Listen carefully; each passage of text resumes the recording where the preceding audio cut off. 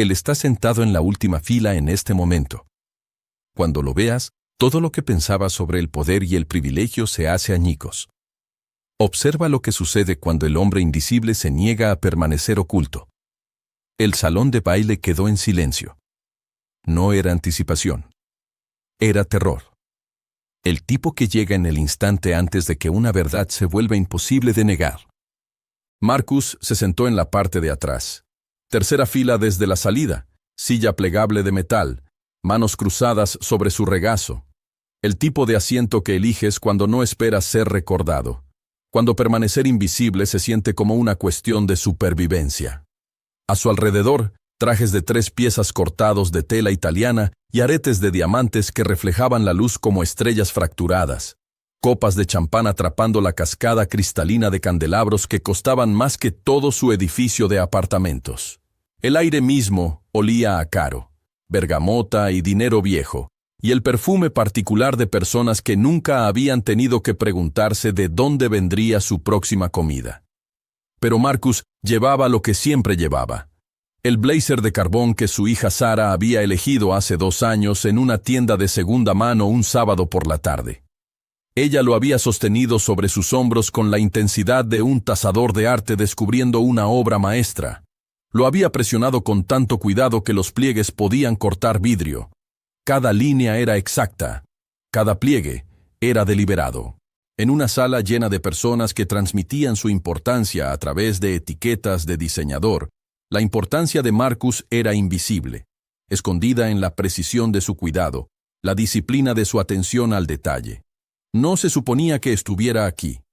La invitación había llegado por un error administrativo. Su nombre en una lista destinada a otra persona, alguien con las credenciales adecuadas, el código postal correcto, el tono de piel adecuado en estos círculos. Alguien a quien el sistema ya había decidido que importaba. Pero cuando Sara vio el sobre color crema en la mesa de la cocina 3 semanas antes, sus ojos se transformaron en algo luminoso. Tenía 12 años. Suficientemente joven para creer que las cosas elegantes significaban que importabas. Suficientemente joven para creer que la presencia de su padre en un evento así era una validación de algo verdadero sobre él, algo que el mundo se había negado a reconocer. Papá, vas a la gala Templeton. La voz de ella llevaba esa frecuencia específica de esperanza que los padres solteros aprenden a reconocer. El sonido de un niño buscando normalidad, por la vida que veía en películas y programas de televisión donde los padres validaban la importancia. Donde sus padres pertenecían en habitaciones con cristal y luz de velas. Ella había dejado la invitación sobre la encimera de la cocina y lo miró con una expresión que decía, finalmente. Él casi la había tirado. Casi la había arrugado y la había echado a la basura, diciéndole que la había recibido por error, que no era el Marcus Williams que estaban buscando, que probablemente había alguien más importante, alguien que realmente pertenecía. Alguien cuya presencia no resaltaría, por contraste, exactamente cuán por debajo de estas personas estaba él en realidad. En cambio, había dicho que sí. Ahora, mientras el CEO de Templeton Industries subía al escenario, Richard Ashford, de cabello plateado y esculpido de viejos dineros, Marcus sintió el peso de esa decisión presionando su pecho. Ashford se movió con la confianza de alguien que nunca había cuestionado su derecho a ningún espacio. Su sonrisa era toda dientes. Cuando levantó la mano, la luz reflejó su Rolex. $20,000 en su muñeca. Ese era el salario anual de Marcus. Esta noche, la voz de Ashford resonó en el auditorio, rebotando en el mármol como un trueno. Celebramos la innovación, celebramos la visión, celebramos a los hombres y mujeres que entienden que el verdadero poder proviene de entender a las personas, realmente entenderlas. La ironía habría sido graciosa si no fuera tan amarga. 3 semanas antes, el mismo día en que Sara había levantado ese blazer en la tienda de segunda mano, Marcus había estado en ese mismo edificio. No en un salón de baile con su lujo y luz. En una sala de servidores en el sótano, oscura y zumbando con el aliento de las máquinas. El aire estaba frío, mantenido a exactamente 68 grados para el beneficio del equipo, no de los humanos que trabajaban allí. Había estado allí durante 6 meses, el técnico de mantenimiento invisible, el hombre con quien nadie hacía contacto visual en los pasillos, el que mantenía viva a toda la empresa mientras los ejecutivos de arriba se atribuían el mérito de su trabajo. El sótano era su reino y su prisión. Filas de servidores zumbaban en sus estantes, luces parpadeando en patrones que solo él entendía. Había pasado noches allí, los dedos moviéndose por los teclados con una fluidez que provenía de conocer estas máquinas mejor de lo que la mayoría de las personas se conocían a sí mismas, resolviendo problemas que brevemente lo hacían sentir visible, como la persona brillante que su hija creía que era. Sara había estado enferma esa semana. Fiebre que no cedía, antibióticos que sabían a centavos según sus quejas, una factura del pediatra de $347. Había llamado para decir que llegaría tarde. Su supervisora, Jennifer, que llevaba su desprecio como una segunda piel, que tenía la arrogancia particular de las personas promovidas más allá de su competencia real, apenas había reconocido su solicitud. Podía imaginarla. Los pies sobre muebles caros, decidiendo que la enfermedad de su hijo era menos importante que las métricas de presentación corporativa. «Tenemos una presentación ante la Junta en 2 horas», había dicho, su voz llevando ese tono específico reservado para las personas que no consideraba sus iguales. «Toda la arquitectura de la red necesita ser optimizada. ¿Puedes solucionarlo o no? ¿Puedes solucionarlo? No. ¿Intentarás? No. ¿Estarías dispuesto? ¿Puedes solucionarlo? Como si ya fuera un hecho establecido que podía, que solo era cuestión de si lo haría o no. Podía, siempre podía.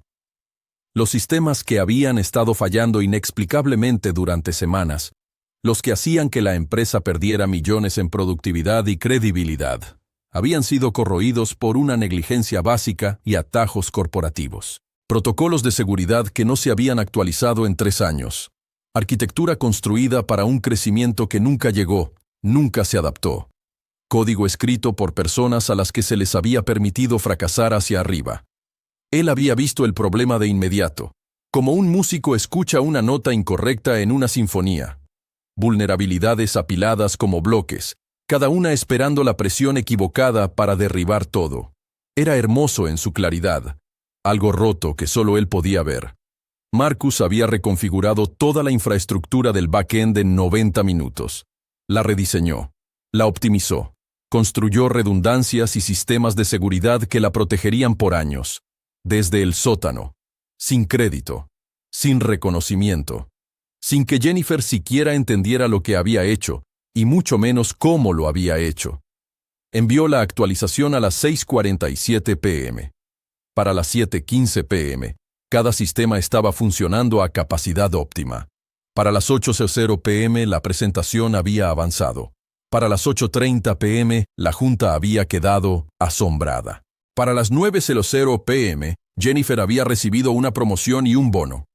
Las acciones de la empresa subieron 4 puntos.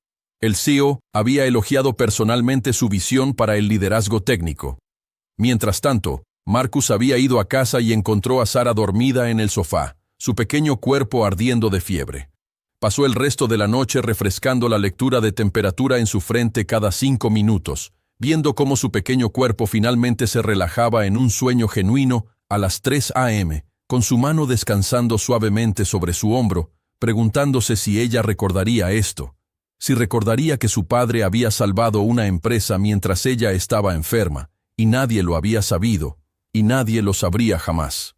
Ahora, al ver a Ashford comandar el escenario con la autoridad casual de alguien que nunca había cuestionado su propia importancia, alguien para quien siempre se habían abierto puertas y siempre se habían despejado caminos, Marcus sintió que algo se cristalizaba dentro de él, no exactamente ira, claridad. El tipo que llega cuando finalmente entiendes que el sistema no está roto, está funcionando exactamente como fue diseñado. Funcionando perfectamente. Simplemente no para personas como él. No para las personas invisibles que resuelven problemas invisibles en habitaciones invisibles. Nuestra última adquisición, continuó Ashford, su voz goteando satisfacción, con la certeza de un hombre que nunca había tenido que dudar de su propia narrativa. Representa la revisión de infraestructura tecnológica más sofisticada en la historia de nuestro sector. Hemos integrado protocolos de optimización impulsados por IA que nuestros competidores no entenderán por otros 5 años. Esto es lo que separa a Templeton de cada otra empresa en esta sala. Esto es innovación. Esto es visión. La mandíbula de Marcus se tensó. Sus manos presionaron planas contra sus muslos. Reconoció esos protocolos. No porque Ashford los hubiera descrito con precisión. De hecho, los había descrito mal, catastróficamente mal, sin captar la elegante complejidad de la arquitectura subyacente, la hermosa redundancia que hacía que el sistema fuera irrompible, sino porque Marcus los había diseñado. Había pasado 3 meses reconstruyendo un sistema que nadie más podía arreglar. Había permanecido hasta la medianoche la mayoría de las noches, comiendo el almuerzo en su escritorio, escribiendo código mientras su hija dormía en casa. Todo mientras ganaba $48,000 al año. Todo mientras lo trataban como mantenimiento, como infraestructura, como invisible. La cámara se movió por la audiencia. Personas poderosas asintiendo en reconocimiento. Personas poderosas creyendo una mentira que repetirían en cenas durante meses. Personas poderosas que referenciarían este momento como prueba del genio de Ashford, como evidencia de que merecía liderarlos, como justificación para lo que decidiera a continuación. Luego la cámara lo captó. Solo por un segundo. Marcus en la fila de atrás, su rostro atrapado en el momento antes de que pudiera controlar su expresión. No era ira. No era amargura. Reconocimiento. El terrible reconocimiento de alguien que finalmente había entendido la totalidad de su propia invisibilidad, que finalmente había comprendido que la excelencia no importaba, que el brillo no importaba, que podías cambiar el mundo y el mundo le daría el crédito a otra persona. El terrible y cristalino reconocimiento de que el sistema no estaba roto, estaba funcionando exactamente como se diseñó para funcionar. Sara estaba en casa con su abuela. Quería venir. Había preguntado 3 veces con la persistencia específica de los niños que sienten la renuencia de sus padres e interpretan eso como un desafío. Pero él le había dicho que el evento sería aburrido. Una mentira. Ella habría venido con su mejor vestido, el que tenía un pequeño desgarro cerca del dobladillo que se negaba a dejar que él arreglara porque hace que se vea real, papá. Se habría sentado a su lado y habría creído, de esa manera total que tienen los niños, que su padre era lo suficientemente importante como para estar en una sala llena de personas importantes. El pensamiento hizo que algo en su pecho se fracturara. El discurso de Ashford continuó. Más lugares comunes. Más mitología sobre la innovación y la visión y la importancia de pensar de manera diferente. Todo ello construido sobre las espaldas de personas como Marcus. Personas cuyo pensamiento ya había sido diferente, ya había sido innovador, ya había sido exactamente lo que la empresa necesitaba. Personas que habían sido hechas invisibles por el simple hecho de su apariencia y su código postal. Entonces sucedió algo inesperado. Uno de los miembros de la junta, una mujer que Marcus había visto antes en el sótano, de hecho, 1 o 2 veces, moviéndose por la sala de servidores con propósito en lugar de pánico, se levantó. Su nombre era la doctora Sarah Chen, y siempre había sido una de las pocas ejecutivas que reconocía su presencia con un asentimiento, a veces incluso con un saludo. El tipo de gesto humano que significaba todo cuando estabas acostumbrado a ser tratado como equipo. «Richard», dijo ella, su voz cortando su discurso como una hoja, «necesito preguntarte algo». La habitación cambió. Ahora había sangre en el agua. «Los protocolos de infraestructura que estás presentando», continuó Chen, moviéndose al centro del salón de baile, sus pasos resonando en el mármol. ¿Quién los diseñó? La sonrisa de Ashford no vaciló, pero sus hombros se tensaron casi imperceptiblemente. «Nuestro equipo técnico interno. El mejor de la industria». «Específicamente», presionó Chen. «¿Quién?» Una pausa. Lo suficientemente larga como para importar. Jennifer Paulson lidera esa división. «Jennifer», dijo Chen en voz baja, su voz resonando en todo el salón de baile. «¿Quién diseñó el backend?» Jennifer se levantó, su rostro comenzando a sonrojarse. «Tenemos un equipo, es un trabajo colaborativo». «Eso no es lo que pregunté», dijo Chen. Se volvió hacia Ashford. Sé quién los diseñó. He estado revisando la arquitectura del código. Tengo un doctorado en ingeniería de sistemas. Y lo que hay en ese código, la elegancia, la innovación, la pura resolución de problemas, no es trabajo de Jennifer. Ni siquiera se acerca al trabajo de Jennifer. El silencio esta vez fue diferente. Peligroso. El tipo de silencio que precede a la transformación. ¿Quién?, dijo Chen, mirando directamente a Marcus en la parte de atrás de la sala. ¿Es ese? Todo se detuvo. Una copa de champán golpeó el suelo de mármol. Marcus sintió 300 ojos volverse hacia él. Podría haber permanecido en silencio. Podría haber permanecido invisible, lo que le habían enseñado a hacer toda su vida. En cambio, se levantó. El sonido de su silla raspando el mármol resonó como un disparo. Marcus Williams, dijo. Su voz era firme, no alta, solo verdadera. Diseñé la infraestructura. Reconstruí toda su arquitectura de red. Identifiqué cada vulnerabilidad en su sistema. Lo hice por $48,000 al año mientras mantenía servidores en el sótano que nadie más quería tocar. El rostro de Ashford se estaba transformando en tiempo real. La expresión ensayada de un CEO se estaba agrietando, revelando algo debajo de ella. Pánico, tal vez, o las primeras etapas de entender lo que sucede cuando lo invisible se vuelve repentinamente visible. «No tienes las credenciales», comenzó Ashford. «Tengo el código», dijo Marcus simplemente. «Puedo guiarte a través de cada línea. Puedo explicarte el algoritmo de optimización cuántica que desarrollé para resolver tu cuello de botella de ancho de banda. Puedo mostrarte los 3 protocolos de redundancia que construí que nadie más en tu empresa entendió porque estaban demasiado ocupados tomando crédito por mi trabajo». El Dr. Chen estaba sonriendo. No de manera cruel, pero con la satisfacción de alguien que había estado esperando para exponer esta mentira en particular. «Ejecuté el código a través de una verificación independiente», dijo Chen.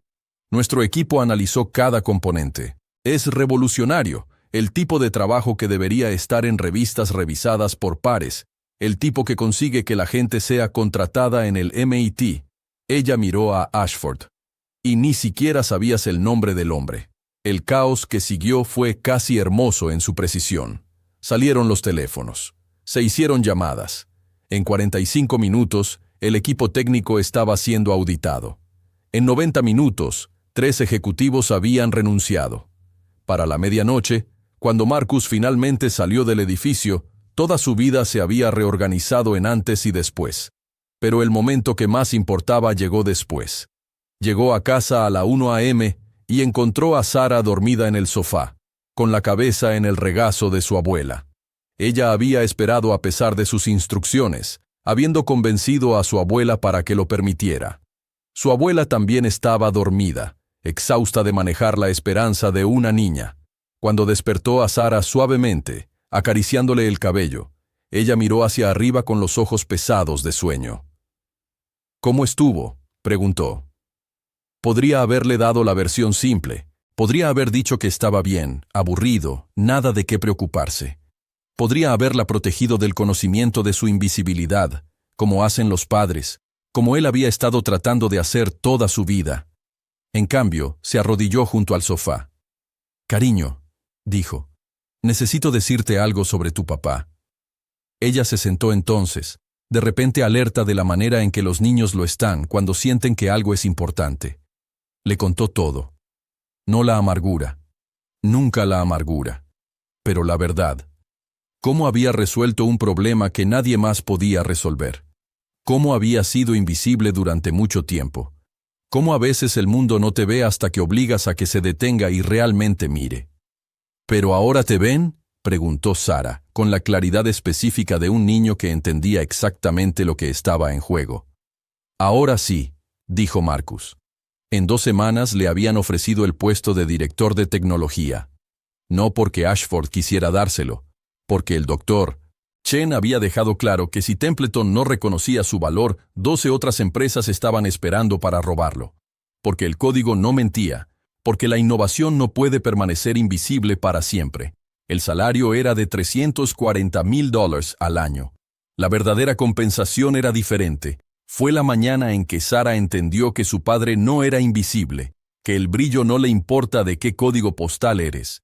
Fue la disculpa de Ashford entregada a través de un asistente. Fue la reestructuración de la Junta. Fueron los otros que se presentaron, 3 mujeres y 4 hombres cuyas innovaciones habían sido robadas y mal atribuidas. Finalmente listos para hablar porque Marcus había ido primero. Fue el cheque de liquidación que podría comprar una casa en un mejor vecindario. Mejores escuelas. Una habitación propia para Sarah. Tuberías que no se congelarían en invierno. Pero el momento más importante llegó 6 meses después. La escuela de Sarah estaba teniendo un día de carreras. Los padres entraron para hablar sobre sus trabajos. Cuando Marcus llegó a su salón de clases, encontró a 35 alumnos de segundo grado sentados con las piernas cruzadas sobre una alfombra, esperando escuchar al director de tecnología de una gran corporación. Sarah estaba sentada en la primera fila. No lo estaba mirando. No todavía. Pero él pudo ver cómo se enderezaban sus hombros, ver la forma en que contenía la respiración. Se arrodilló sobre la alfombra, alineando sus ojos con los de ellos. «Quiero decirles algo», dijo. Cuando tenía su edad, nadie pensaba que estaría aquí. Nadie pensaba que haría algo importante. Era invisible. Y durante mucho tiempo, les creí. Los niños miraban con la intensidad que solo los niños poseen. No habían aprendido aún a fingir atención.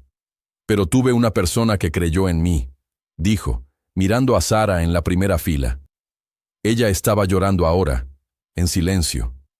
Una persona que me hizo creer que importaba, y gracias a eso seguí adelante. Seguí resolviendo problemas, y eventualmente el mundo tuvo que verme. Hizo una pausa. «No eres invisible», dijo él. «Eres brillante, eres capaz, y nadie tiene derecho a decirte lo contrario». Sarah estaba sollozando ahora, no por tristeza, sino por el alivio específico que llega cuando finalmente entiendes que tu fe en alguien no estaba mal colocada.